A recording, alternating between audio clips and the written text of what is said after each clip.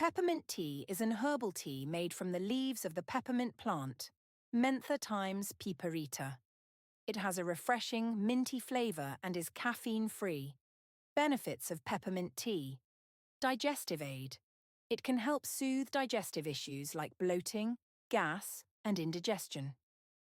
Relieves headaches. The menthol in peppermint may help alleviate tension headaches and migraines. Improves respiratory health. Inhaling the aroma can relieve congestion and promote easier breathing. Reduces stress and anxiety. Its calming effect can help reduce stress and promote relaxation. Antioxidant properties. Peppermint is rich in antioxidants, which can help protect the body from oxidative stress. Enhances. Focus. The scent and taste can stimulate mental clarity and improve focus. To make peppermint tea. Ingredients. Fresh or dried peppermint leaves and water. Boil water. Heat water to a boil, about 1 cup. Add peppermint. Place 1 to 2 teaspoons of peppermint leaves in a cup. Pour water. Add the boiling water over the leaves. Steep.